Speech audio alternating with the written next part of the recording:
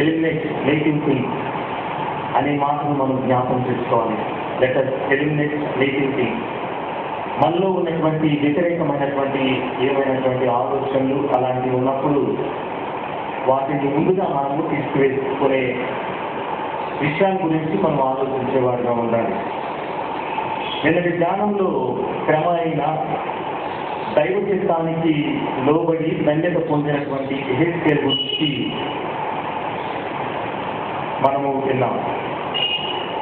ఈరోజు నాకు ఇవ్వబడినటువంటి ధ్యానంలో పారిపోతున్నటువంటి విశ్వాసి. చాలాసార్లు మనము విశ్వాసం గురించి అనేకమైనటువంటి అంశాలను మనం ధ్యానించే విన్నాం. అల్ప విశ్వాసం గురించి విన్నాం, అలాగే స్థిరమైనటువంటి విశ్వాసము గురించి విన్నాం, విశ్వాసులకు తండ్రి గురించి విన్నాం. కానీ ఈ పారిపోతున్నటువంటి విశ్వాసి ఎవరు అనేది ఈరోజు మనము ధ్యానం చేయబోతున్నాం. చదవబడినటువంటి వాక్యంలో యోనాని గురించినటువంటి ఈ వాక్య భాగము ఎందుకు పారిపోతున్నాడు, ఎక్కడికి పారిపోతున్నాడు? చిన్నతనం నుంచి కూడా మనము సండే స్కూల్ ద్వారా ఈ వాక్యాలను మనం నేర్చుకుంటూనే ఉన్నాం యోనాని గురించి. అయితే ఈ యోనాను గురించినటువంటి మాటలు కొన్ని డిఫరెంట్ పద్ధతిలో మనం కొద్దిగా ముందుకు వెళ్ళి, ఎందుకంటే యోనాను గురించినటువంటి కొన్ని మాటలు రచనలు మన సంఘ కాపరి గారు ముందుకు వచ్చారు. అది నేను చదివాను. దాంట్లో కొన్ని అంశాలు నేను తీసుకుని నా ధ్యానాన్ని ముందుకు కొనసాగించడానికి ఇష్టపడుతున్నాను. మరి యోనాను గురించినటువంటి క్లుప్త చరిత్రను ముందుగా మనం తెలుసుకోవాలి.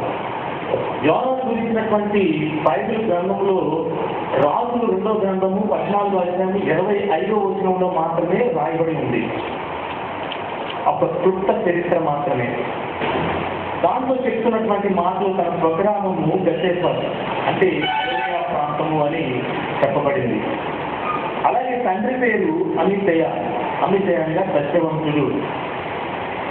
అలాగే యోనా అనగా దేవుని సేవకుడు, గువ్వ, పావులము, ఇవన్నీ కూడా ఒక చిన్న ప్రవక్తగా అనని కొనసాగించబడుతుంది.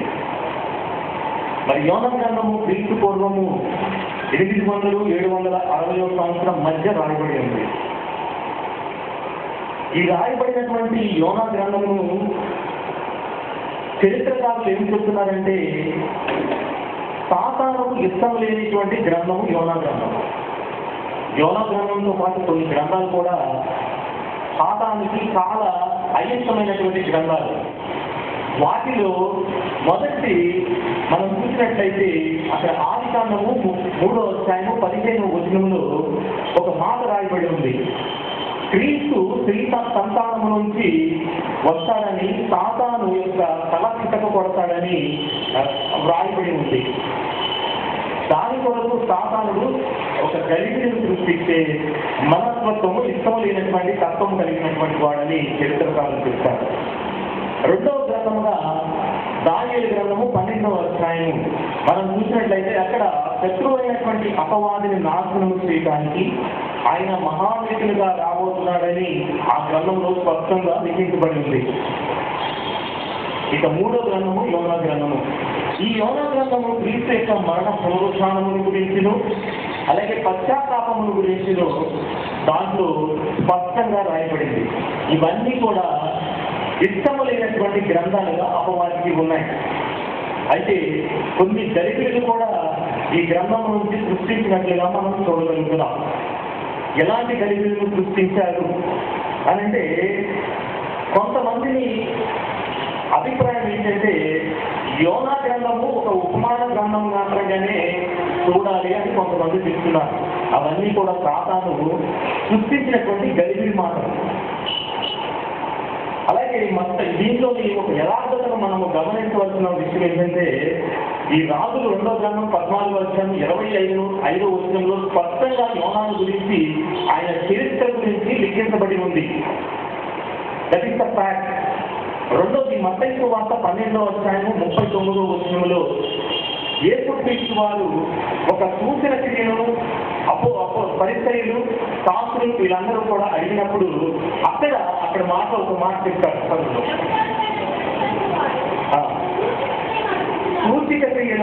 చూస్తున్నారు. ప్రవక్త అయిన యోనాను గురించినటువంటి సూచక క్రియే కానీ మరి ఏ సూచక క్రియను వారికి అనుగ్రహింపబడదు అనేది ఇక్కడ స్పష్టంగా రాయబడినట్లుగా మనం చూడగలుగుతున్నాం. అలాగే కింద వచనాల్లో మనం వెళ్ళిస్తే పునరుత్థానముల గురించి మరి ప్రస్తావించడం కూడా జరిగింది. యోనా 3 రాత్రింబగళ్ళు తిమింగలం కడుపులో ఉన్నట్లుగా ఎలా ఉన్నాడో అలాగే మనుష్య కుమారుడు కూడా 3 రాత్రింబగళ్ళు భూగర్భంలో ఉండెను అని ఒక క్లారిటీ అక్కడ ఇవ్వబడింది. అంటే దీని యొక్క స్పష్టత సాతాను ఎంత గలిబిలి సృష్టిస్తున్నాడు ఈ గ్రంథాల గురించి అనేది మనం ఒకసారి ఆలోచించే వారిగా ఉండాలి. మరి ఈ యొక్క యోనాను గురించినటువంటి పరిచయము మనము చూసినట్లయితే మొదటి ఒక ఫస్ట్ కమిషన్ దేవుడు ఏర్పాటు చేశాడు. ఏంటి ఆ కమిషన్ అనంటే నినివే పట్టణస్థుల దోషము దేవుడి దృష్టికి ఘోరమైనది. 1వ అధ్యాయం 2వ వచనంలో మనం చూసినట్లయితే నినివే పట్టణస్థుల దోషము దేవుడి దృష్టికి ఘోరమైన కనుక నీవు లేచి నినివే మహాపట్టణంకు పోయి దాని దుర్గతిని ప్రకటింపుమని చెప్పాను అనే మాటలు అక్కడ రాయబడి ఉన్నాయి. అసలు నినివే అనగా నేటి దేశం గురించి మనం ఇరాక్ దేశం గురించి నినివే అనగా ఇరాక్ అని చరిత్రలు చెప్పబడుతున్నాయి. ఇరాక్ గ్రంథములని అసూరు వారికి ప్రధాన నగరము ఆ రోజుల్లో ప్రపంచంలోకెల్లా పెద్ద నగరం. ఆ రోజుల్లో ప్రపంచంలో అన్నిటికన్నా పెద్ద నగరంగా ఈ నినివే పట్టణాన్ని వారు మరి పూర్వపరాలు ఆలోచించినట్లయితే పురాతన వృత్తాంతాల ప్రకారం దాని శివారు చుట్టుకొలక దాదాపు 100 కిలోమీటర్లు రేడియస్ లో వ్యాపించబడి ఉన్నదని చరిత్రకారులు చెప్తున్నాడు. ఇలాంటి మహానగరం దుర్గతి పాలవుతుంది. దాన్ని ప్రకటించడానికి మరి యోనాను ఎన్నుకున్నట్లుగా మనం చూడగలుగుతున్నాం. ఎందుకంటే నినివే డౌన్ఫాల్ ఫర్ ఎండ్లెస్ క్రియాలిటీ అనేది అక్కడ నహూము గ్రంథంలో దాని పక్క అధ్యాయంలో నహూము గ్రంథము 3వ అధ్యాయం 19వ వచనంలో అక్కడ ఒక మాట రాయబడి ఉంటాయి. నీకు తగిన దెబ్బ బహు చెడ్డది, ఆ గాయములకు చికిత్స ఎవడూ చేయడు.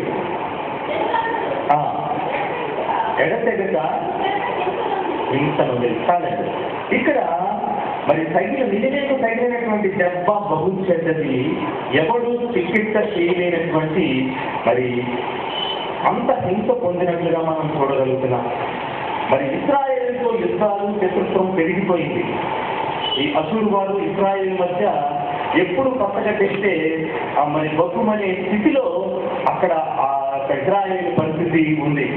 రక్తపిక్తమైనటువంటి నగరముగా అక్కడ మనం చూడగలుగుతున్నాం. దొంగతనాలు, దోపిడీలు, అలాగే కొరడా తప్పుళ్ళు, నిత్యము రథచక్రాల ఖడ్గాలు, కలకల మెరిసే ఖడ్గాలు, ఇవన్నీ కూడా ఆ నిత్య కృత్యాలుగా ఆ నినివే పట్టణంలో జరుగుతున్నాయని చరిత్రకారులు చెప్తున్నారు. మరి ఇంకా ఘోరమైనటువంటి పరిస్థితి ఏంటంటే అసూరు రాజు చాలా భయంకరమైనటువంటి వ్యక్తి. ఆ ఇశ్రాయేలు జనాంగాలందరూ కూడా కలిపేసి వాటి తలకాయలు అటు ఇటు తెలిస్తే ఆ శవాల మీద నడుచుకుంటూ వెళ్ళేవాడట. అంత క్రూరమైనటువంటి సంతోషాన్ని అతను పొందుతూ ఉండేవాడు అసూరు రాజు. ఇవన్నీ నరనరాల్లో జీవించిపోయినాడు యోనా. నరనరాల్లో జీవించుకుపోయి మరి దేవుడు ఇచ్చినటువంటి ఫస్ట్ కమిషన్ ని ధిక్కరించాడు. దేవుడికి చెప్పినటువంటి మాటలు విధేయతను చూపకుండా మరి పక్కకు తొలగిపోయినట్టుగా మనం చూడగలుగుతున్నాం. ఒక నిజ నాయకుడైతే నాయకత్వం వహించే ఎవరైనా సరే నాయకుడు ముందున్నట్టు భ్రమ కల్పించి వెనకరించి సపోర్ట్ చేసేవాడే నిజమైన నాయకుడట. అంటే ముందు నడిచే ఆ యొక్క జనాలకి ముందు నాయకుడు ఉన్నాడు. నాయకుడు ఎప్పుడు కూడా బిహైండ్ ద స్క్రీన్ వెనకాలే ఉంటాడు. కానీ ముందున్నట్టు ప్రేమించే జనాల్ని పంపించేవాడే నిజమైనటువంటి నాయకుడు. అలాంటి నాయకుడు దేవుడు యెహోవా దేవుడు. అయితే ప్రవక్తగా ఎన్నుకున్నాడు. ఎంతకన్నా మంచి వ్యక్తి ప్రవక్త లేడా అని మనం ఆలోచన చేసినట్లయితే కంపల్సరీ అక్కడ యోనాను ఎన్నుకున్నాడు. ఎందుకంటే యోనాను ఎన్నుకోవడానికి కారణము యానోలో ఉన్నటువంటి కఠినాత్మాన్ని తీసివేయాలి. రెండవది నినివే పట్టణాన్ని బాగు చేయాలి. వన్ షాట్ టూ బర్డ్స్ అనే ఒక మాటను ఆయన పులికిపుచ్చుకొని ఈ కార్యానికి ఒడిగట్టినట్టుగా మనము చూడగలుగుతాం. సరే, అక్కడ 3వ వచనంలో మనం చూసినట్లయితే 1వ అధ్యాయం 3వ వచనం, అయితే యెహోవా సన్నిధి నుండి తర్షీషు పట్టణంలో పారిపోవాలని యోనా యొప్పేకు పోయి తర్షీషుకు ఒక ఓడను చూసి ప్రయాణములకు పేరు ఇచ్చి యెహోవా సన్నిధిలో నిలువక వాడవారితో కూడి తర్షీషును పోటకు వాడ ఎక్కెను అనే మాట రాయండి. యొప్పే అనగా అందము సౌందర్యము అనేది మనం జ్ఞాపకం చేసుకోవాలి. మరి ఈ అందము సౌందర్యాన్ని నుంచి ప్రయాణాన్ని ప్రారంభించాడు. అక్కడ ఒక నిర్ణయం తీసుకున్నాడు. టర్నింగ్ పాయింట్, అదే ఒక టర్నింగ్ పాయింట్. 2 వైపు, ఒకటి ఇరుకు మార్గము, రెండవది విశాల మార్గం. ఇక్కడ యొప్పే అందము సౌందర్యాన్ని తీసుకున్నాడు, విశాల మార్గాన్ని ఎన్నుకున్నాడు. అక్కడి నుంచి తన ప్రయాణానికి ఒడిగట్టాడు. సర్వసాధారణంగా మన జీవిత గమ్యాల గురించి మనం ఆలోచిస్తున్నప్పుడు చాలా విశాలమైనటువంటి మార్గాల గురించే మనం ఆలోచిస్తాం. సపోజ్ ట్రాఫిక్ ఎక్కువగా ఉందనుకోండి, ఎంత దూరమైనా వాళ్ళ చుట్టూ తిరిగి అటు నుంచే వస్తాం. విశాల మార్గం అది దైనందిక జీవితంలో మనం చేసే ఒక పని. కానీ ఇక్కడ ఈ మార్గాలు, ఈ 2 మార్గాల్లో కూడా యోనా ఎన్నుకున్నటువంటి మార్గము విశాల మార్గము. ఆ యొప్పే అనగా అందము సౌందర్యము, ఆ విశాల మార్గాన్ని ఎన్నుకుంటున్నట్లుగా మనం చూడగలుగుతున్నాం. ఎందుకంటే హెబ్రీ పత్రికలో మార్కు 12వ అధ్యాయం 2వ వచనంలో సులువుగా చిక్కులు పెట్టే పాపం, ఆ సులువుగా చిక్కులు పెట్టే పాపాన్ని గురించి, అంటే ఈ పాపం అనేది ఈ అపవాది కలిగించేటువంటి ఆలోచనలు అన్నీ కూడా మరి యోనా మన ప్రస్తుతం తన జీవితంలో అలవర్చుకుంటున్నాడు. ముందుకు కొనసాగుతున్నాడు తన ప్రయాణాన్ని. తర్షీషుకు వెళ్ళాడు. తర్షీషు అనగా కఠినము, తర్షీషు అనగా కఠినము. దేవుని యొక్క పిలుపును వ్యతిరేకతను ప్రకటించింది ఓడ, అదే దిద్దోపిస్తుంది. ఆ ఓడ సహకరించింది. ఆ కఠినమైనటువంటి నిర్ణయాన్ని ఆ ఓడ సహకరించినట్లుగా మనం చూడగలుగుతున్నాం. ఎందుకంటే సొంత ఆలోచనలు నిర్ణయాన్ని నాశనానికి తీసుకువెళ్తాయట. సొంత ఆలోచనలు, కొన్ని ఆలోచనలు మనం చేస్తుంటాం. అది మంచివా చెడ్డవా అనేది తర్వాత ఆలోచిస్తాం, నష్టం వచ్చిన తర్వాత ఆలోచిస్తూ ఉంటాం. సొంత ఆలోచనలు నిర్ణయాలు నాశనానికి తీసుకువెళ్తాయని ఇక్కడ చెప్పబడినట్టుగా మనం చూడగలుగుతున్నాం. అయితే నినివే అనగా అంతిమ విజయం. దేవుని చిత్తానికి లోబడకుండా, మరి వెళ్ళవలసినటువంటి స్థలానికి వెళ్లకుండా, దేవుని చెప్పినటువంటి మాటను ధిక్కరించి విజేత చూపి పారిపోతున్నటువంటి విశ్వాసిగా యోనా ఉన్నట్టుగా మనం చూడగలుగుతాం. అవిధేయతకు కారణాలు ఏంటి? యోనాకు అవిధేయత కలిగినటువంటి కారణాలు, మొదటి కారణము దైవ భీతి లేదు. దేవుడంటే భయం లేనటువంటి స్థితిలో ఉన్నాడు. సామెతల గ్రంథము 9వ అధ్యాయం 10వ వచనములో మనం చూసినట్లయితే యెహోవా యందు భయభక్తులు కలిగి ఉంటే జ్ఞానమునకు మూలమనే మాటను మనం జ్ఞాపకం చేసుకోవాలి. మొదటిగా మనము విధేయత కలిగి దేవుని యందు భయభక్తులు కలిగి ఉండేవాడుగా ఉండాలి. రెండవదిగా దేవుని చిత్తము ఆంతర్యము ఎరగలేకపోవటం. దేవుని చిత్తాన్ని ఎరగలేనటువంటి స్థితిలో ఉన్నాడు.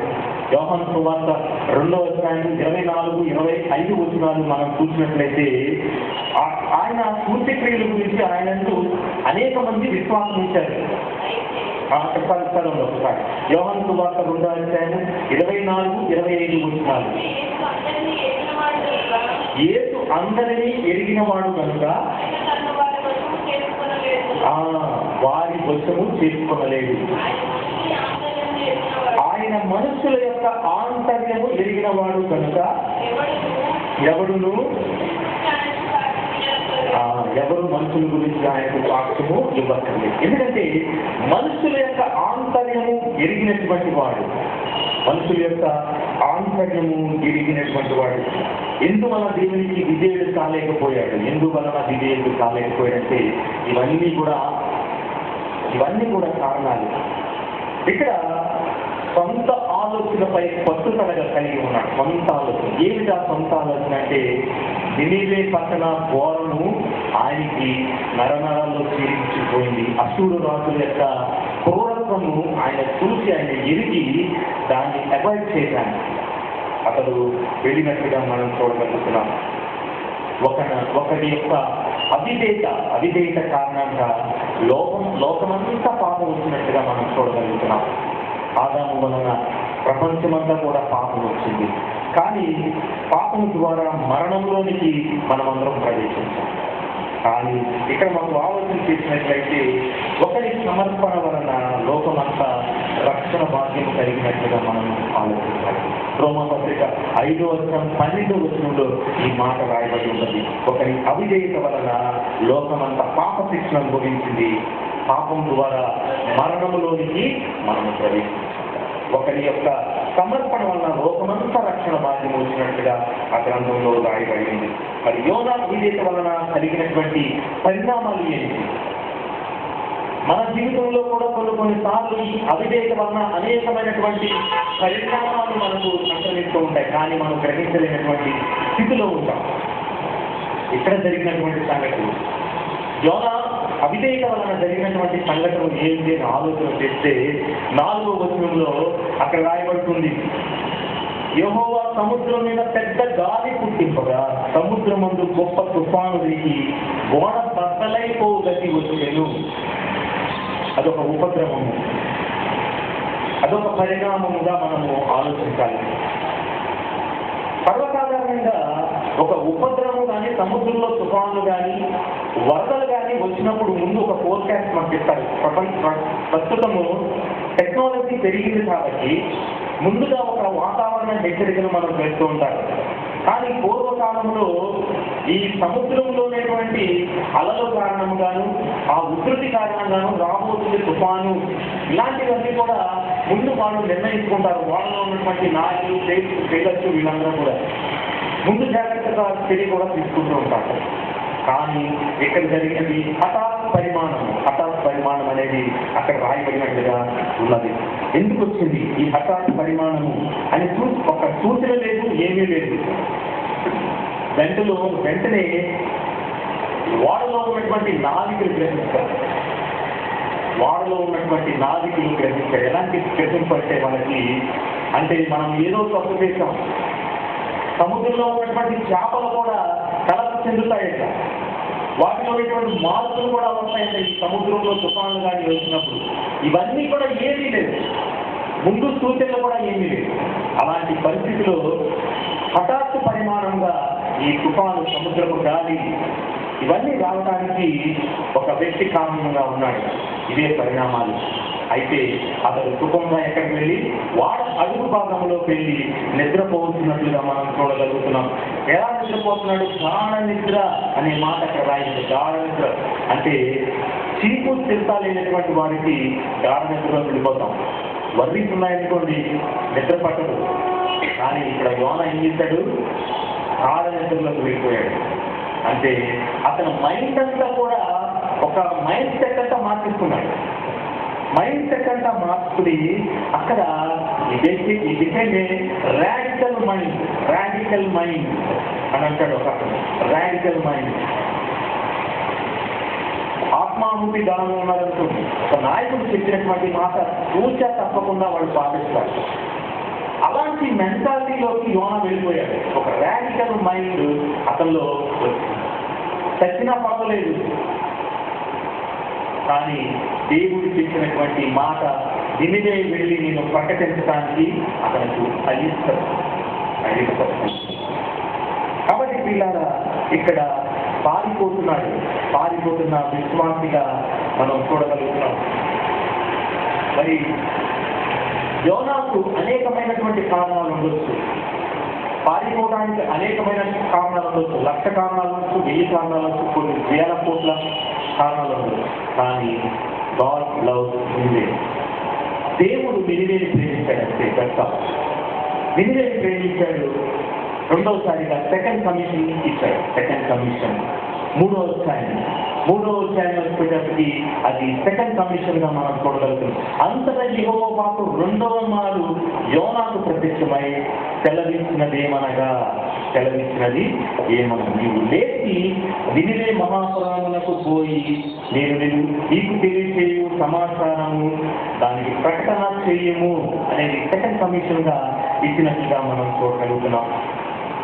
అయితే ఇక్కడ రెండవ అధ్యాయంలో మనం చూసినట్లయితే ఈ పరిణామాలన్నీ మనకు తెలిసింది. వాడలో జరిగినటువంటి సిచ్యువేషన్స్ అన్నీ కూడా, అక్కడ చీట్లు వేయడం, యోనా పేరు రావడం, యోనాను తీసుకెళ్లి సముద్రంలో పడవేయడం, దేవుడు ఆ వాడ పక్క నుంచి ఒక చేపను పంపిస్తూ ఉన్నాడు.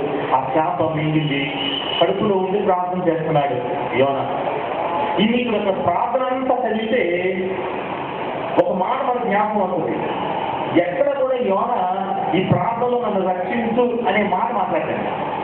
ఎంతసేపు కూడా దేవునికి కృతజ్ఞతాస్తుతులు చెల్లిస్తానే ఉంటాడు. ఆ మాట ప్రార్థన అంతా మనం చదివినట్లయితే ఎలాంటి ప్రార్థన చేస్తున్నాడంటే, అక్కడ నీవు ఈ మాట చేసావు, నీవు ఒక పనులు చేసావు, నన్ను ఇలా రక్షించావు అన్నాడు తప్ప, నేను ఈ చేప కడుపులో ఉన్నాను, నన్ను రక్షించు, నన్ను బయటికి తీ అనే మాట మాత్రము అక్కడ చెప్పినట్టుగా మనము చూడగలుగుతున్నాం.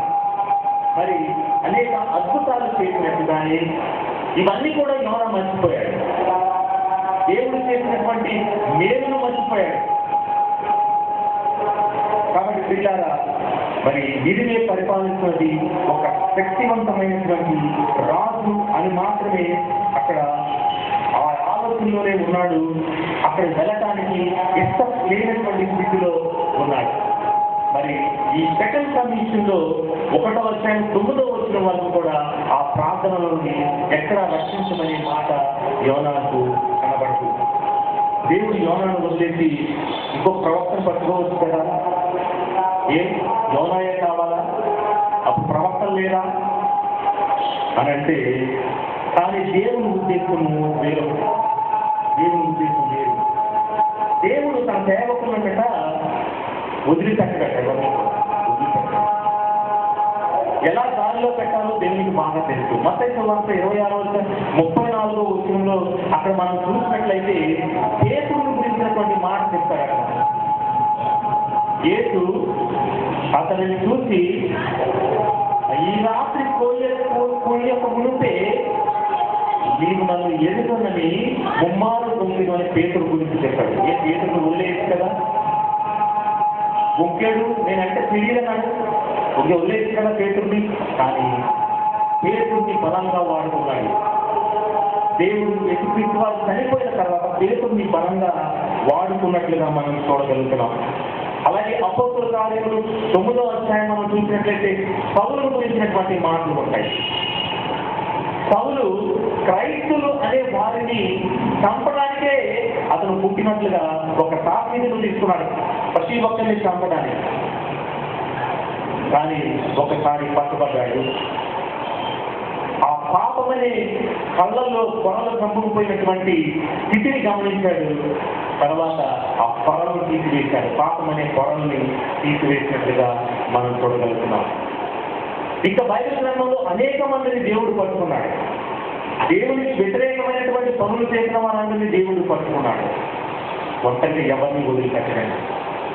కాబట్టి ఇక్కడ కూడా మనం చూసినట్లయితే యోనాను వదిలిపెట్టకుండా తనని పట్టుకుని ఈ కార్యాన్ని నెరవేర్చాలి అని అటు నినివే బాగుపడాలి, ఇక్కడ యోనాను కూడా పట్టుకోవాలి. యోనా మనసును మార్చాలి, ఆ పారిపోతున్న వాడిని పట్టుకోవాలి అనేది ఆయన కాన్సెప్ట్ గా మనం చూడగలుగుతున్నాం. ఇక దేవుడు చేపకు ఆజ్ఞ ఇచ్చాడు. 2వ అధ్యాయం 10వ వచనంలో చూసినట్లయితే 2వ అధ్యాయం 10వ వచనంలో, అందులో యెహోవా మత్స్యములకు ఆజ్ఞ ఇయ్యగా అది యోనాను నేల మీద కక్కి వేసెను, నేల మీద కక్కి వేసెను అనే మాట.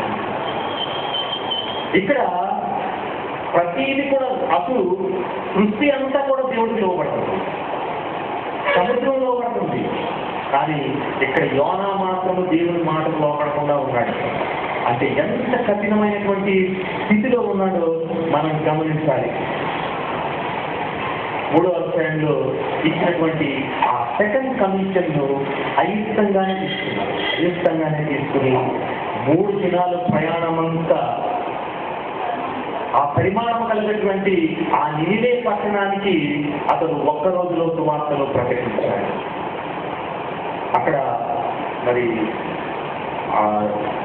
పాస్టర్ గారు చేసినటువంటి రచనలో ఒక మాట వాడతారు. అక్కడ ఎంత మనసులో పెట్టుకుని యోన ఎలా ప్రకటించగలిగాడు, అక్కడ ఎంత మనసులో పెట్టుకుని ఎలా ప్రకటించాడు అనే మాట అక్కడ రాసి వదిలిపెట్టారు. నేను అనుకుంటాను అది యోన మాట్లాడిన మాటలు కాదు, దేవుడు మాట్లాడాడేమో ఆ మాటలన్నీ కూడా నేను అనుకుంటున్నాను. ప్రియులారా, ఒక్కొక్కసారి దేవుడు మనల్ని కూడా పట్టుకుంటాడు, మనతో కూడా మరి మాట్లాడిస్తాడు. మరి అద్భుతమైనటువంటి అనేక మందిని పూజిస్తున్నటువంటి నినివే పట్టణం, విగ్రహాలు పూజించేటటువంటి నినివే పట్టణానికి మరి ఆనాటి కాల పరిస్థితుల ప్రకారము కరుడు కట్టుకుపోయినటువంటి మనస్థితిలో ఉన్నటువంటి నినివే పట్టణంలో ఉన్నటువంటి ప్రజలందరికీ సువార్తను ప్రకటించాలి. ఇంకో విషయం మనం గమనించినట్లయితే అక్కడ దేవుడు ప్రచారము చేయమన్నటువంటి మాటలు యోన ఒక్క రోజులో ప్రచారం చేశాడు దేవుని వాక్యాన్ని. ఇక్కడ సువార్త పాఠ్యభాగంలోకి మనం వచ్చినట్లయితే అక్కడ యేసుక్రీస్తు వారు బోధించినప్పుడు మత్తయి సువార్త 11వ అధ్యాయం 20వ వచనంలో చూద్దాం. ఒకసారి మాటలు ఉంటాయి. మత్తయి సువార్త 11వ అధ్యాయం 20వ వచనంలో మనం చూసినట్లయితే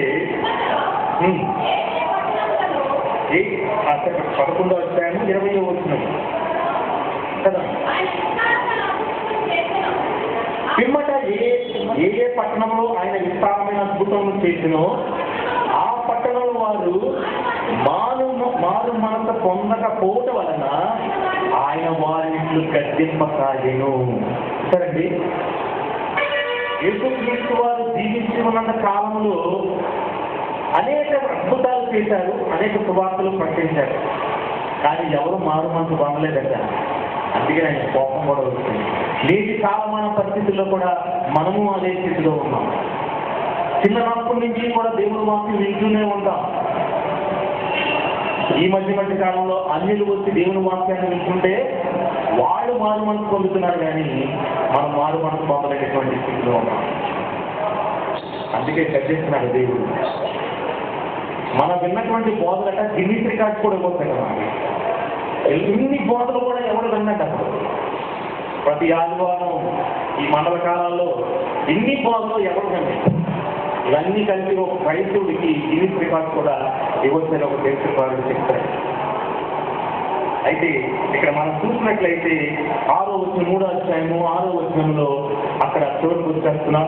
3వ అధ్యాయం 6వ వచనంలో ఆ సంగతి నినివే రాజులకు వినపడినప్పుడు అతడును తన సింహాసనం మీద నుంచి దిగి తన రాజ్య వస్త్రములు తీసివేసి గోనె పట్ట కప్పుకొని బూడిదలో కూర్చుండెను అనే మాట రాయబడుతుంది.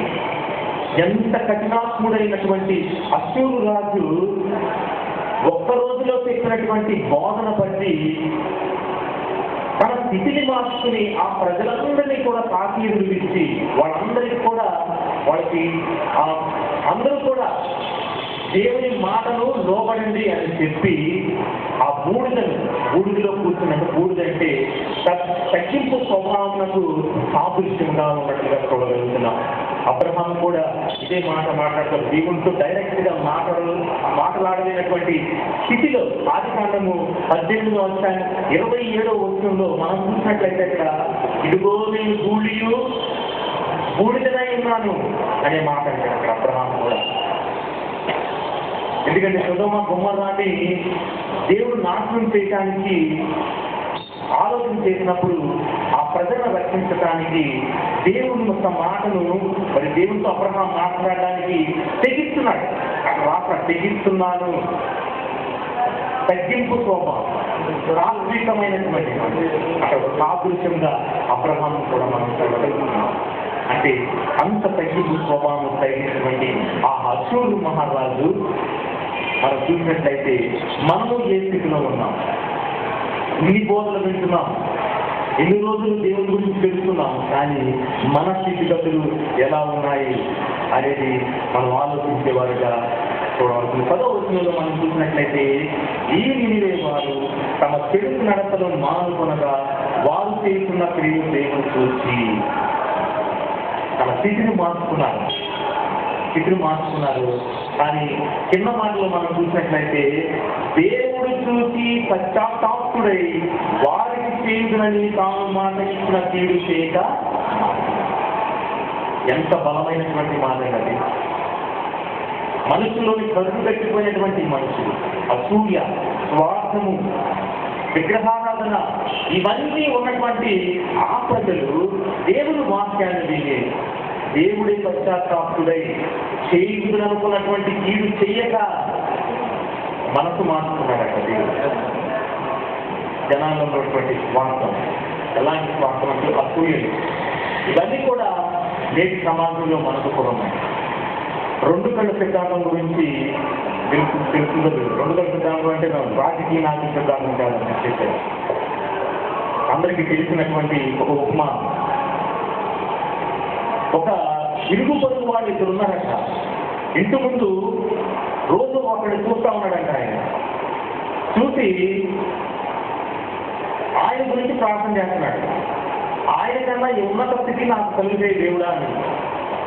ఒక రోజట అతను సైకిల్ చుట్టుకుంటున్నాడట. సైకిల్ చుట్టుకుంటుంటే ఈ లోపలికి వెళ్ళి ప్రార్థన చేసి, నాకు ప్రభు అతని కన్నా హెచ్చించి నాకు అన్నప్పుడు దేవుడు మోటార్ సైకిల్ ఇచ్చాడట. నన్ను దేవుడు మోటార్ సైకిల్ ఇచ్చాడని చాలా సంతోషపడ్డాడట. ఆ వ్యక్తి బయటకు వచ్చి కూర్చోడానికి కాలు చూసుకుంటున్నాడట.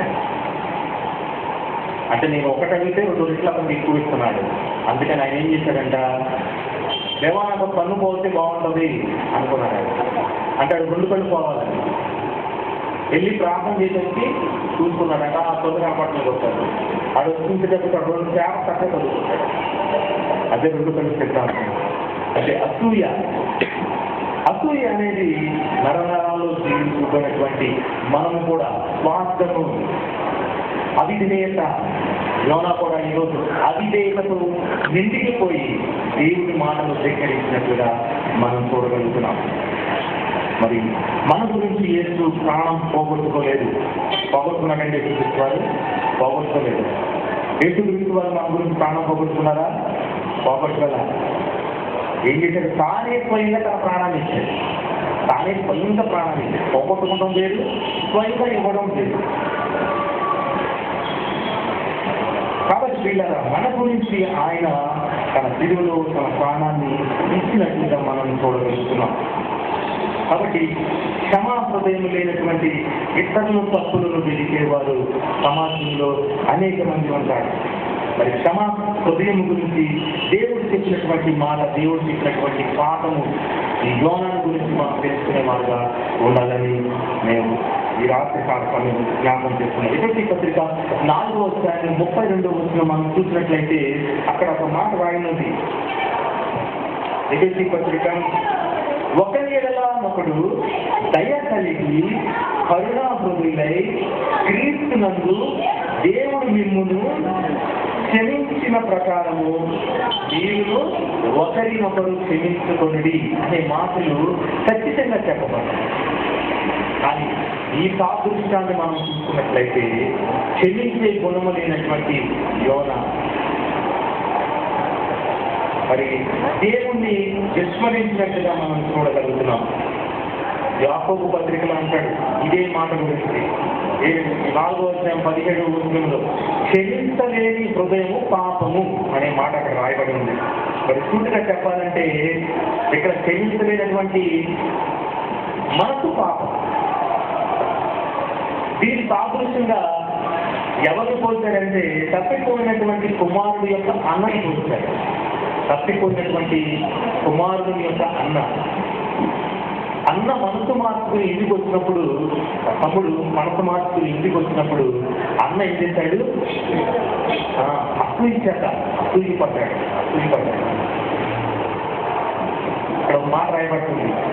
దేవుడు ఇచ్చినటువంటి చక్కటి మాట, ఆలోచన అయ్యగా రాసినటువంటి మాట ఏంటంటే, దేవుని ప్రేమను మర్చిపోయే విశ్వాసులు ఏడు దాటినాక మేలు మర్చిపోయే విశ్వాసులు. దేవుని ప్రేమను మర్చిపోయే విశ్వాసం ఏడు దాటినాక మేలు మర్చిపోయే విశ్వాసం. మరి యోనాలాగా క్రీస్తు కూడా ఆలోచించుకుంటే ఒక సవాల్. యోనా కూడా, క్రీస్తు కూడా యోనాలాగా ఆలోచించుకుంటే మన పరిస్థితి వీళ్ళందరినీ ఎందుకు బ్రతికించాలి, నా ప్రాణం ఎందుకు పెట్టాలి వీళ్ళకి అని ఆలోచించుకుంటే మరి పాప క్షమాపణ లేనటువంటి స్థితిలో ఎప్పుడో చచ్చిపోయిన వారమై ఉండేవాళ్ళం మనం. మరి యోనా యొక్క వృత్తాంతము పాప రక్షించబడ్డప్పుడు దేవుని మితి లేని ప్రేమకు నిదర్శనంగా ఉందని ఈరోజు మనం జ్ఞాపకం చేసుకోవాలి. అయితే ఇక్కడ జ్ఞాపకం చేసుకోవాల్సినటువంటి మాట, దేవుని చిత్తము నెరవేర్చబడాలి. అది అంతిమ కార్యం. దేవుని చిత్తము మాత్రమే నెరవేర్చబడాలి. మరి శిలువ సన్నిధిలో యేసుక్రీస్తు మన పొరుగు వారితో ఎలాంటి సంబంధము మనం కలిగి ఉన్నాము అనేది రాత్రికాల సమయమందు ఆలోచించుకోవాలి.